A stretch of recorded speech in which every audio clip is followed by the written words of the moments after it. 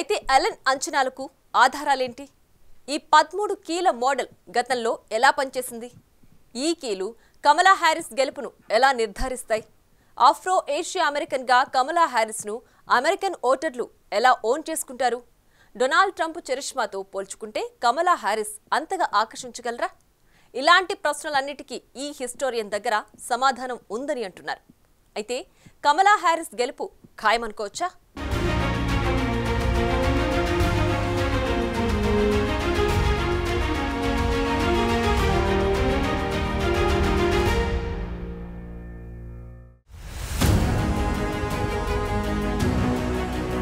America pole Nostradamus అయిన Allen లిచ్మన్ అంచనా సాధారణంగా ఉండదు. ప్రతి ఎన్నికల్లోనూ ఆ 4 ఏళ్ల పాలన నుండి తన అంచనాలను రూపొందిస్తారు. అయితే కొన్నిసార్లు కీల ఫలితాలు ముందుగానే వస్తాయి, ఒక్కోసారి అవి ఆలస్యమూ అవుతాయి.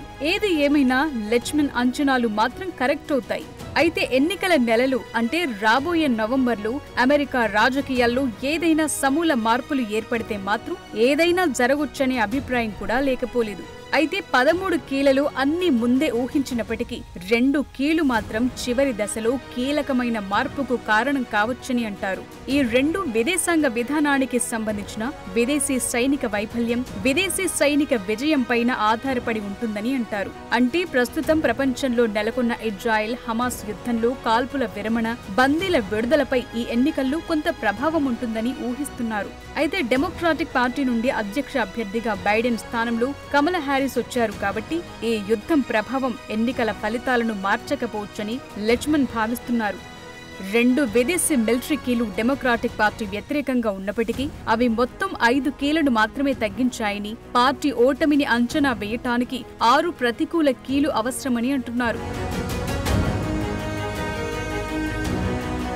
ఇక ఈ కీలు ఎలక్టోరల్ కాలేజ్ ని పరిగణలోకి తీసుకుంటాయా లేక ప్రజల ఓట్లను అంచనా వేస్తారా అనే విషయంలోనూ లిచ్మన్ క్లియర్ గానే ఉన్నారు. అమెరికా చరిత్రలో పునర్నిర్మాణం, శ్వేత జాతి ఆధిపత్య విమోచకులు అని ఎవరికైనా ట్యాగ్లున్నా అందులో కొన్ని మినహాయింపులున్నాయని అన్నారు. ప్రస్తుత ఎన్నికల్లో ఈ ట్యాగ్ పెట్టుకుని తిరుగుతున్న డొనాల్డ్ ట్రంప్ విషయంలోనూ ఇదే మినహాయింపు వర్తిస్తుందని అంటున్నారు. ఇటీవలి సంవత్సరాల్లో ప్రజాదరణ పొందిన ఓటు అనూహ్యంగా మారిందని, డెమోక్రాట్లు న్యూయార్క్, కాలిఫోర్నియాలో మాత్రమే మిలియన్ల అదనపు ఓట్లను పోగు చేశారని పేర్కొన్నారు. కాబట్టి ఇవి ఎలక్టోరల్ కాలేజ్లో పెద్దగా లెక్కలోకి రావని అన్నారు. 2016, 2020లో కూడా విజేతలు ఇలాగే వచ్చారని పేర్కొన్నారు. అందుకే జనాదరణ పొందిన ఓట్లను చూడటంలో అర్థం లేదని, నిజానికి 1992 నుండి రిపబ్లికన్లు ఎన్నిసార్లు ప్రజాదరణ పొంది ఓట్లను గెలుచుకున్నప్పటికీ చిన్న మార్జిన్లతో ఫలితాలు తారుమారయ్యాయని లిచ్మన్ చెప్తున్నారు. ముఖ్యంగా అభ్యర్థుల మధ్య మార్జిన్ల కంటే ఎర్రర్ మార్జిన్లు పెద్ద ప్రభావాన్ని చూపుతాయని అంటున్నారు. ప్రస్తుత పోస్టర్ల ఫలితాల బట్టి ట్రంప్ హ్యారిస్ మధ్య ఎర్రర్ మార్జిన్ అనేది +-3% ఉంది. ఇక అమెరికా ఎన్నికల చరిత్రను చూస్తే చాలా మంది అమెరికన్ ఓటర్లు పోస్టర్లను పెద్దగా విశ్వసించారని లిచ్మన్ చెప్తున్నారు. ఎందుకంటే 2016లో పోల్స్టర్లు రిపబ్లికన్ ఓటింగ్ బలాన్ని తక్కువగా అంచనా వేసినప్పుడు ఇలాగే జరిగిందని అన్నారు. ఇక ఇటీవల డెమోక్రాటిక్ ఓటింగ్ బలాన్ని తక్కువగా అంచనా వేస్తున్నప్పటికీ 2024లో జరిగిన మార్క్యూ స్పెషల్ ఎలక్షన్లో న్యూయార్క్ కాంగ్రెస్ సీట్ అయిన జార్జ్ శాంటోస్ ను ఉదహరించారు. గతంలో కోల్పోయిన ఈ సీట్కు ఎన్నికలకు ముందు జరిగిన పోల్లో డెమోక్రాటిక్ 1 పాయింట్ పెరిగిందని గుర్తు చేశారు. ఈ ఎన్నికల్లో పోల్ అంచనాలను మించి 7 పాయింట్లు, 8 పాయింట్ల తేడాతో గెలుపు వచ్చిందని అన్నారు. కాబట్టి కమలా హ్యారిస్ విషయంలోనూ ఇలాంటి అద్భుతమే జరిగే అవకాశం ఉందని పేర్కొన్నారు. ఈ నవంబర్ డెమోక్రాట్ల నుండి ఇదే విధమైన పనితీరు కనబడుతుందని లిచ్మన్ భావిస్తున్నారు. అయితే గతంలో రిపబ్లికన్ బలాన్ని తక్కువగా అంచనా వేసినట్లే వాస్తవ ఎన్నికల ఫలితాల ఆధారంగా డెమోక్రాటిక్ బలాన్ని పోల్స్టర్లు తక్కువగా అంచనా వేస్తున్నట్లు లిచ్మన్ చెప్తున్నారు. కాబట్టి లిచ్మన్ రూపొందించిన కీల ఫలితాలు పోల్ డేటాను అధిగమించే కొన్ని ప్రాథమిక అంశాల ఆధారంగా ఉన్నట్లు తెలుస్తోంది.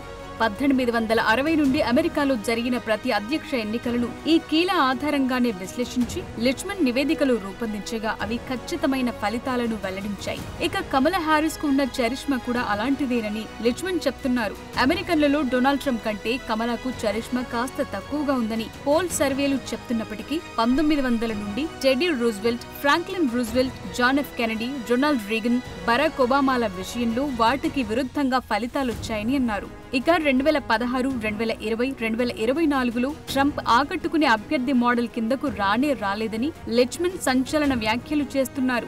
గతంలో ట్రంప్ అధ్యక్షుడిగా తన ఆమోద రేటింగ్ సగటు 41% ఉందని చెప్పారు. ఇది చరిత్రలో ఎప్పుడూ లేనంత తక్కువగా ఉందని అన్నారు. ట్రంప్ తన 2 ఎన్నికల్లో కలిపి 10 మిలియన్ పాపులర్ ఓట్లతో ఓడిపోయారని గుర్తు చేస్తున్నారు.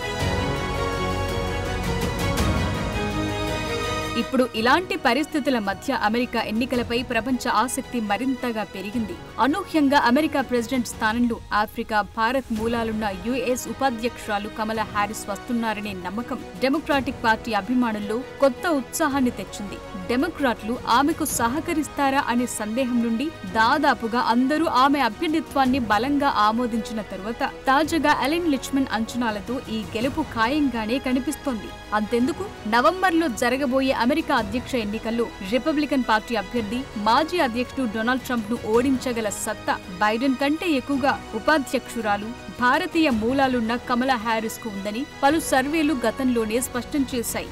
ట్రంప్ నుంచి దేశాన్ని రక్షించాలంటే బలమైన నేతను బరిలో నిలపాల్సిన అవసరం ఉందని, అందుకు కమలా హ్యారిస్ సమర్థవంతమైన అభ్యర్థి అని డెమోక్రాటిక్ పార్టీ నేతలు, ఆ పార్టీకి విరాళాలిచ్చే దాతలు కూడా ఒప్పుకున్నారు. ఈ నేపథ్యంలో యునైటెడ్ స్టేట్స్ వైస్ ప్రెసిడెంట్ గా పనిచేసిన మొదటి ఆఫ్రికన్ అమెరికన్, ఆసియా వ్యక్తిగా కమలా హ్యారిస్ ఇప్పటికే చరిత్రలో నిలవగా, ఈ ఎన్నికల్లో విజయం సాధిస్తే కమలా హ్యారిస్ అమెరికా అధ్యక్ష పీఠాన్ని అధిరోహించిన తొలి మహిళగా చరిత్ర సృష్టిస్తారు.